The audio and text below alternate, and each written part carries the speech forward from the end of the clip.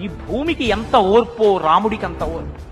నిద్రలేస్తూనే భూమిని తంతాం, భరిస్తుంది. మలమూత్రాలు భూమి మీద విసర్జిస్తాం, భరిస్తుంది. ఉమ్మి భూమి మీద వేస్తాం, ఊరుకుంటుంది. అన్నం కావాలి, నాగలి పెట్టి అమ్మ గుండెల మీద చీరుతాం. ఇల్లు కట్టుకోవాలి, శంకుస్థాపన పేరుతో గుణపాలు పెట్టి అమ్మ గుండెల మీద గుచ్చుతాం.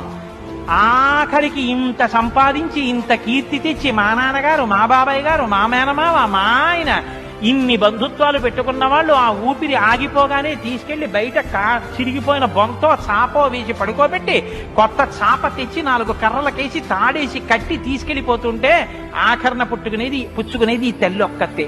ఎవ్వరు ఇంట్లో ఒక్క రాత్రి కూడా ఉంచుకోరు. అటువంటి ఈ తల్లిది ఎంత ఓర్పో, ఎన్ని అపచారములు చేసినా కూడా కడుపులో పెట్టుకునేటటువంటి అమ్మ స్వరూపమైనటువంటి భూమికి ఎంత ఓర్పు ఉందో అంత ఓర్పు కలిగిన వాడయ్యా రామచంద్రమూర్తి.